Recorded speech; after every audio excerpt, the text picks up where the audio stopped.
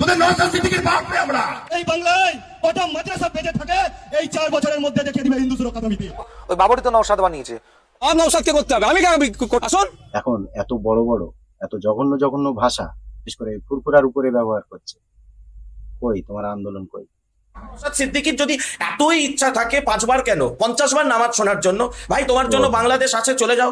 এই দেশটা কি তোর বাপের যে নওশাদ ওখানে চলে যাবে বাংলাদেশে? আমার সঙ্গে খুবই পরিচিত, খুবই কাছের মানুষ, তিনিও আমাকে ভালোবাসে, আমিও তাকে ভালোবাসি। এই বেঈমানদের জন্য এই কথাগুলো বলার এরা সাহস পাচ্ছে।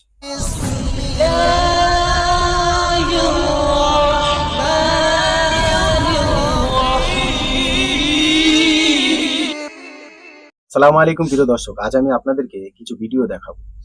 এগুলো দেখার পরে আপনারা ডিসাইড করবেন যে এদের ভিতরে আসল যে কালপিট সে কে, বলবেন।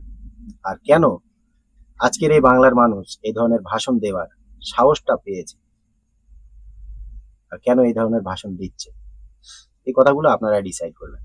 সর্বপ্রথম এক নাতুরাম গোডসের অওলাদ, তার ভিডিও দেখে নাও। ভিত্তিতে দেশটা ভাগ করা হলো, আমরা সংখ্যাগরিষ্ঠ এই দেশে, তাও আমরা একটাও হিন্দু রাষ্ট্র পেলাম না। আর যারা সংখ্যালঘু তারা দুটো মুসলিম রাষ্ট্র পেল, আবার এখানেও তারা অধিকার পেল। তাহলে আমরা কি বোকা? আজকে সেই জন্যই আজকে এই ডাইরেক্ট অ্যাকশন ডে পালন করতে এসেছি।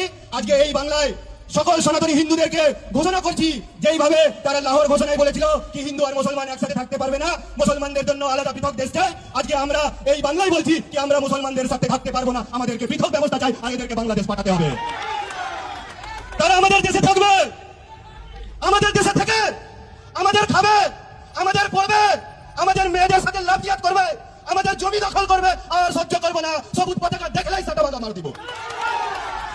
কোন মসজিদে মাইক লাগানো থাকে, কোন জিহাদির বিরিয়ানির দোকান থাকে, কোন জিহাদির হালালের মাংসের দোকান থাকে, এই বাংলায় কটা মাদ্রাসা বেঁচে থাকে এই 4 বছরের মধ্যে দেখে দিবে হিন্দু সুরক্ষা সমিতি। এই শালা তার কাটা ওর বাপের মাল খায় আমরা। কোন দেশের কথা বলতে? এই দেশ আজাদ হয়েছিল আমাদের জন্য। তোদের মতন মাল ইংরেজের গোলামি করেছিল, ইংরেজের বাথরুম পরিষ্কার করতো, ইংরেজের পা ধুয়ে পানি খেত, তোদের মতো মাল সব। এই দেশটা আজাদ করেছিল মুসলমানেরা। যে মুসলমানকে তোরা টার্গেট করে বলছিস সেই মুসলমান এই দেশের আজাদির ভিতরে মানে 60 থেকে 70% মুসলমান এই দেশের ছিল, আজাদির জন্য লড়াই করেছিল। এবং এই দেশে সর্বপ্রথম আজাদির যে আওয়াজ তুলেছিল সেও একটা আলেম, মাদ্রাসায় পড়ুয়া একটা শিক্ষিত ব্যক্তি, সেও মুসলিম। যে মুসলমানদের বিরুদ্ধে কথা বলছিস একটু হিসেব করে বল, কে কার খায়, কে কোথায় লাভ জিহাদ করছে, ওটা উত্তরপ্রদেশে গিয়ে বল এটা বাংলা। আসলে কি জানেন, এই কথাগুলো এদের সাহস কোথায় পায় এই কথাগুলো বলার? এরা এগুলো সাহস থেকে পায় জানেন আপনারা? আসেন আমি একটা ভিডিও দেখাচ্ছি আপনাদেরকে, দেখেন। আর আজকেও আবার নতুন করে বলছি, এই সরকার বিজেপি সরকার ক্ষমতা এসেছে 3 মাস 3.5 মাস হবে। আমি আমার সঙ্গে খুবই পরিচিত, খুবই কাছের মানুষ, তিনিও আমাকে ভালোবাসে, আমিও তাকে ভালোবাসি। তিনি হচ্ছেন বাংলার এখন অভিভাবক। তিনি মুসলমানদের মুখ্যমন্ত্রী নন, হিন্দুদের মুখ্যমন্ত্রী নন, বাংলার মানুষের মুখ্যমন্ত্রী। আমি মাননীয় শুভেন্দু অধিকারী মহাশয়কে বলবো, আপনার রাজ্যে কিছু বিজেপির নেতা তারা বিজেপিকে সামনে রেখে তারা তোলাবাজি শুরু করে দিয়েছে, তারা মানুষের মতো অত্যাচার করা শুরু করে দিয়েছে, জুলুম করা শুরু করে দিয়েছে। আর কিছু প্রশাসন আছে তারা কিন্তু আপনাদের ভেতর তারা আপনাদের মিসইউজ করছে, তার একটাই কারণ এই সরকারের বদনাম করার জন্য। একটু আপনাকে সজাগ থাকার জন্য আমি অনুরোধ করবো। এই সকল বেঈমানদের জন্য, এই বেঈমানটা যে কথাগুলো বলছে এই সকল বেঈমানদের জন্য এই বিজেপি আমাদের এই রাজ্যে ক্ষমতায় এসছে। আর এই যে লেকচারগুলো এরা দিচ্ছে, আগে আরো ভিডিও আমি আপনাদেরকে দেখাবো, সেগুলো আরো জঘন্য। এই বেঈমানদের জন্য এই কথাগুলো বলার এরা সাহস পাচ্ছে। এর আগে তো কোনোদিন এই ধরনের ভাষণ দেওয়ার সাহস আমাদের এই বাংলায় কেউ পায়নি। এখন কেন এগুলো চলছে? এই সকল বেঈমানদের জন্য। ওর বাপ ঠাকুরদাদাকে তো ওকে তো নওশাদ বানিয়েছে, তো ওই বাবরই তো নওশাদ বানিয়েছে। ও তো নওশাদ ছিল না, ওর পূর্বপুরুষ কি নওশাদ ছিল? আরে বাবরের নামে মসজিদ কেন? সেগুলো নিয়ে কথা বলুক আগে।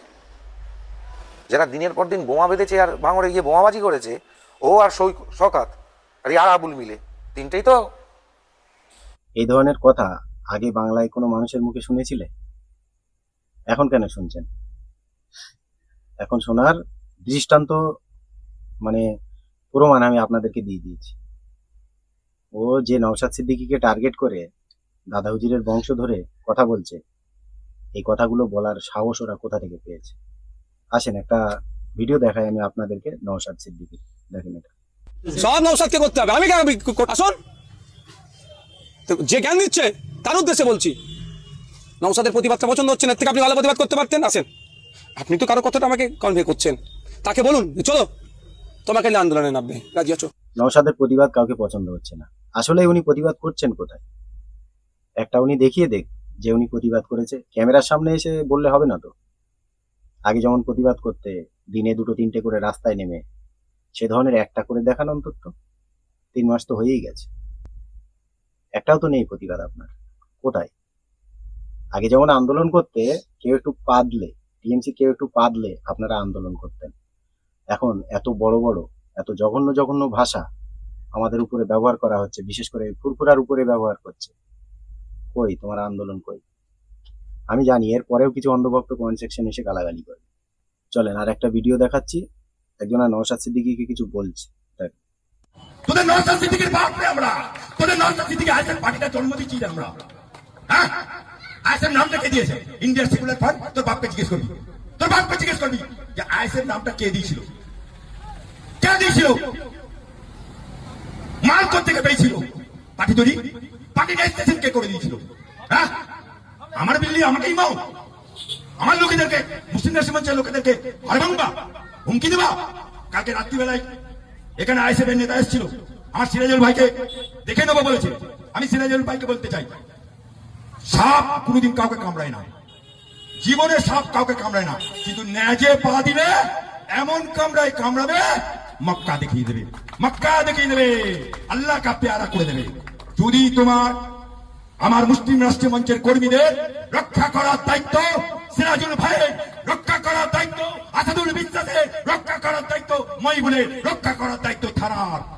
আর থানা যদি রক্ষা করতে না পারে তাহলে এখান থেকে ট্রান্সফার কবে নেবে? আমি অ্যাডভোকেট আলী আব্দুল চাঁদ বলে যাচ্ছি, ওদিকে বলে যাচ্ছি, 72 ঘন্টা যাবে না, 72 ঘন্টা যাবে না, ऐसा जाएगा ट्रांसफर हो जाएगा, बीबी বাচ্চার মুখ দেখতে পারবে না।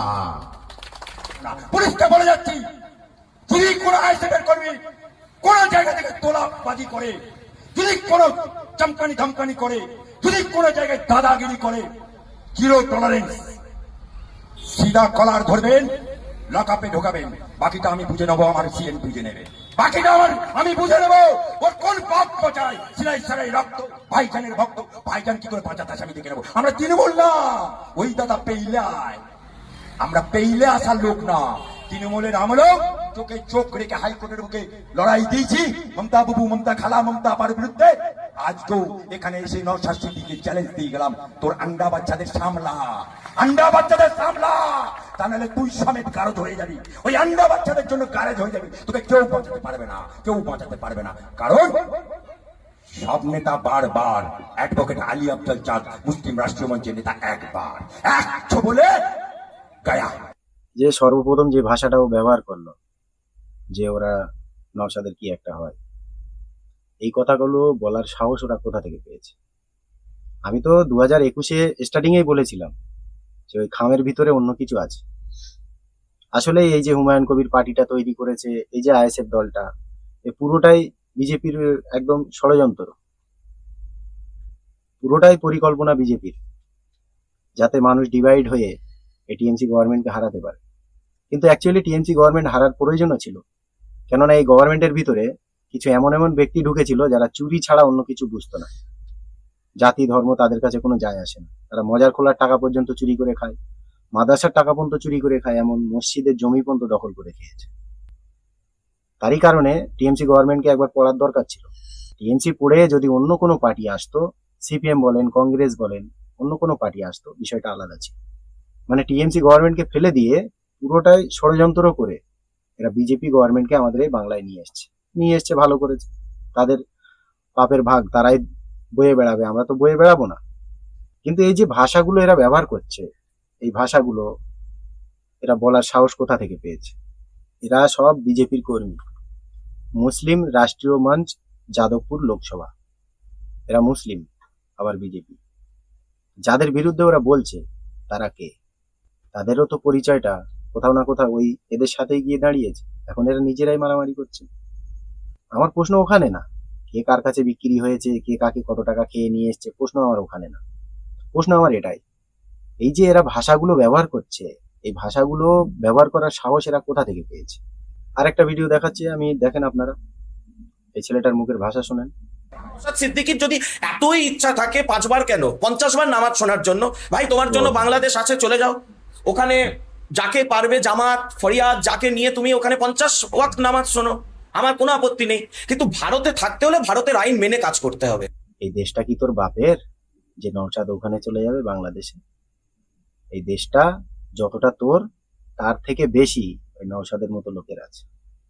ওই নওশাদের ওই দাঁড়িয়ে আছে টুপি আছে বলে কক তো নামাজ পড়বে, তোর মতো দাঁড়িয়ে মতো গান দিতে যাবে নাকি? নিজের গায়ে গু লেগে আছে কিন্তু অন্যের দিকে আঙুল তোলা ছাড়বি না তোরা। নওশাদ বাংলাদেশে যাবে কি এখানে থাকবে, তোদের মতো শিয়ারকে জ্ঞান দিতে হবে না। তোরা জ্ঞান দিবি নওশাদ কোন দেশে গিয়ে থাকবে? আরে সেটা আমাদের ধর্মীয় বিষয়, আমরা বুঝবো। তুই শালা কে? তুই জ্ঞান দিচ্ছিস নওশাদ সিদ্দিকীকে যে বাংলাদেশে গিয়ে 50 ওয়াক্ত নামাজ পড়? এটা তোর বাপের দেশ নাকি বে? তোদের থেকে এই দেশটা আমাদের বেশি। কেন এই দেশের জন্য সব থেকে বেশি যারা শহীদ হয়েছে এই মুসলমানের দল।